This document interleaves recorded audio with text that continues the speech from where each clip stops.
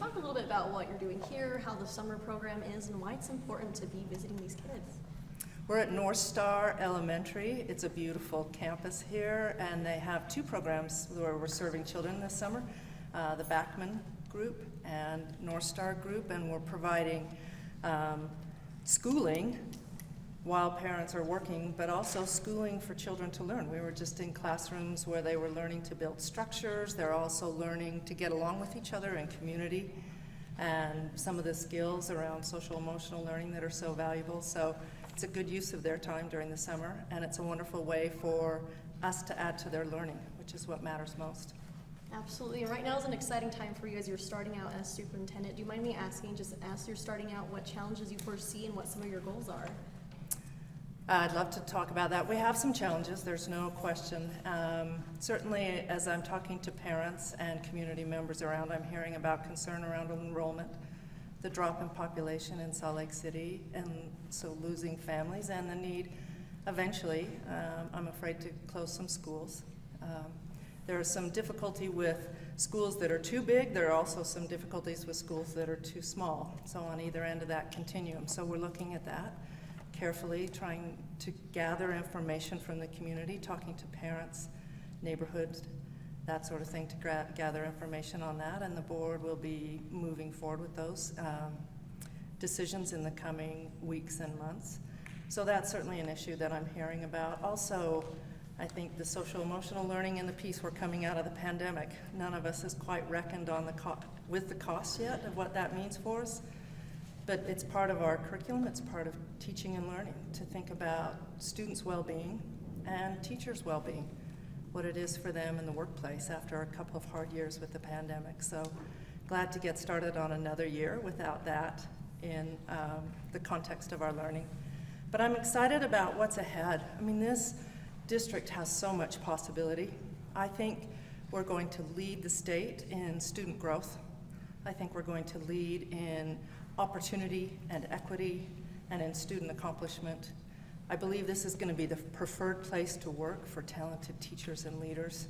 So we have a lot of wonderful things ahead. Absolutely. Thank you so much. You're welcome.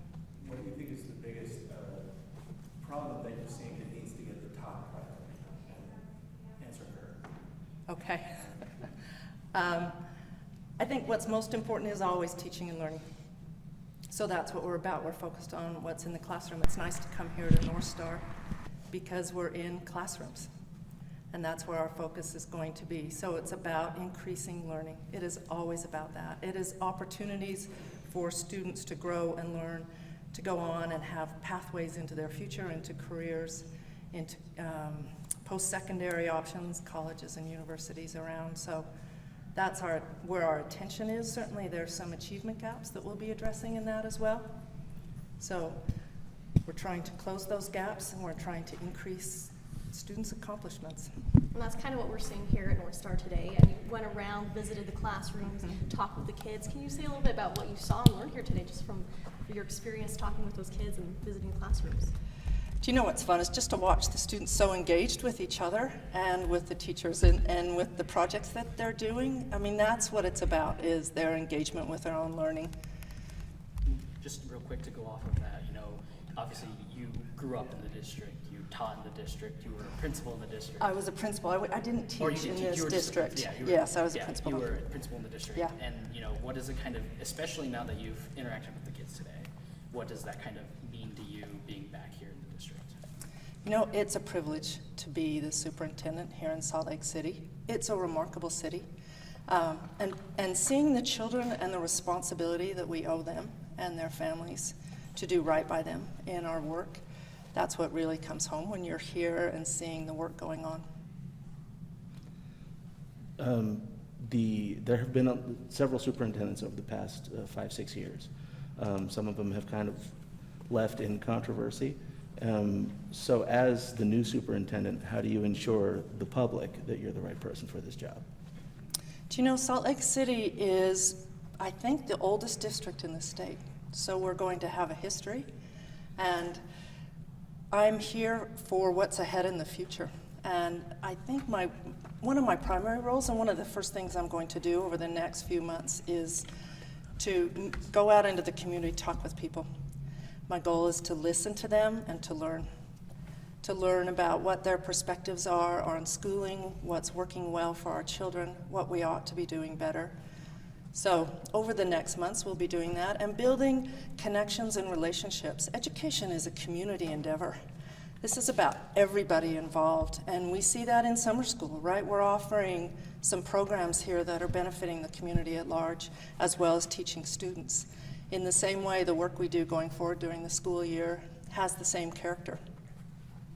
And Dr. Grant, you have a very impressive resume in education. Do you mind explaining how you'll take some of those things that you learned in your experience and apply that to your new role as superintendent? Sure. It's a real advantage to have been able to see different schools and districts around the country, to hear of those, to interact with some of the top researchers in the country and understand what we know about teaching and learning, and to bring that as a perspective here as we're addressing the challenges and improving our schools year after year, day after day. That's my goal, is that we just continually march forward, a steady improvement all the way along. So having that background in research and certainly the national perspective and understanding education policy that way, the effect it has and where its limitations are as well. Yeah, and I know I've heard that, in your most recent work, especially at George Washington University, you've done a lot of work, developing initiatives, partnerships, and things like that with local school districts. Now that you're leading a local school district, how do you, what kind of partnerships are you hoping to bring to Salt Lake City schools?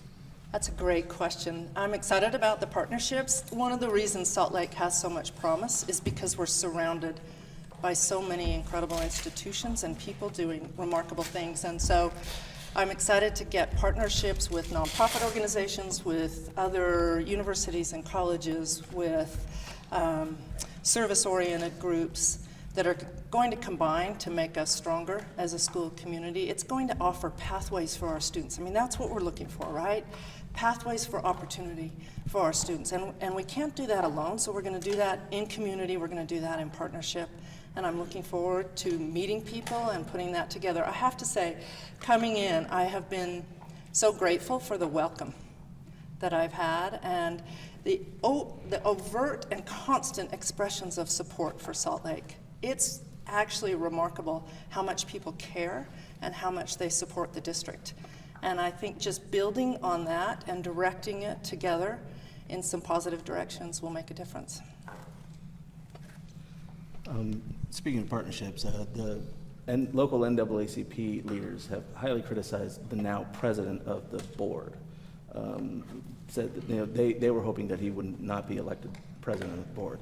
Do you have any concerns about working with this new board? Have you heard any kind of maybe problems that have happened in the past, and how do you clear those up? These are important questions, but I don't know. I wasn't here during all of that time, so I don't know a great deal about what went on in that period. What matters to me is going forward. I have been terribly impressed with the dedication and commitment that this board has. They've pulled together in the last few months. They're driving towards some really positive things. I think the issues of the past need to be attended to. That's what we're about as educators. We're offering opportunity and equity to our students. And so moving forward, that's what we'll do. Can you explain what you mean by issues of the past need to be attended to? Just explain that a little bit more. Sure. I think there were charges of racism at that time, and that's what I mean by an issue that requires our serious attention, and we'll be about that. It's doing that going forward. It's paying attention to those things, being aware of what's happening in our community, and then one of the things I want to do is reach out and talk with the community. I'm the superintendent of the whole district. I mean, that's an amazing honor and privilege, and my time needs to be spent with the community that way, and listening and learning with them, and then partnering with them to make a difference in our district.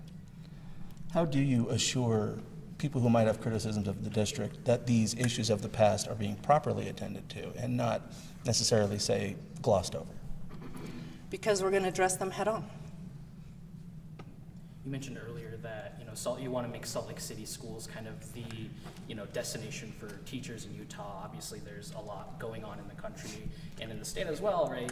When it comes to stuff like targeting DEI, targeting, different aspects that maybe make teachers not want to teach anymore or teach in the state. So I'm curious how you hope to kind of address those issues whenever they come up, or, the ones that exist now, and how do you hope to attract teachers? Kind of go more in depth than that, yeah. Okay. Do you know, education has long sat in the middle of community currents and political currents, and it will continue to do so. That's part of what we do. We are where the community sorts out its values and what matters to them for their children and for the future, and we're part of that. My answer to the conversations that have gone on in the past is to have more conversations. I think the remedy for uncivil discourse is more conversation. So that's what we're about in the next months, is getting that started and making that a constant practice of our schools and of our district. I think to make Salt Lake District the place that teachers want to work, it's because we are aspiring to be the best district in the state. We're going to lead out, and they want to be part of that.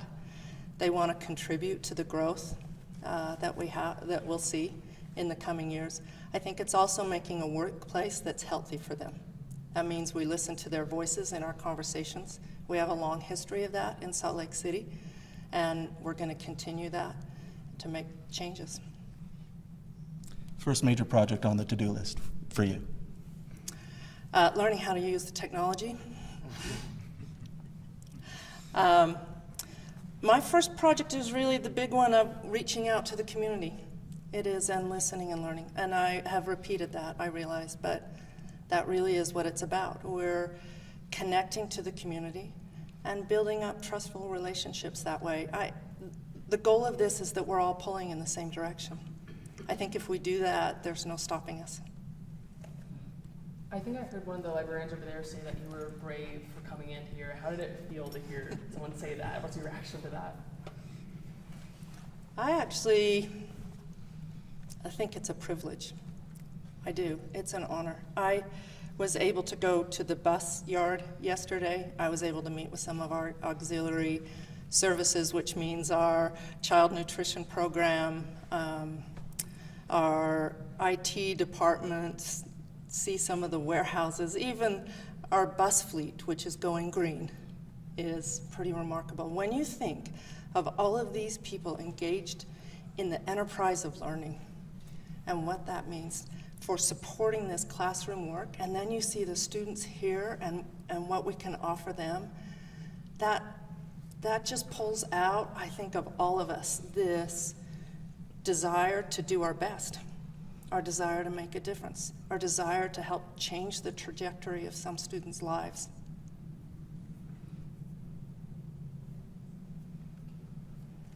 Thank you. All right. You're welcome. Thank you very much.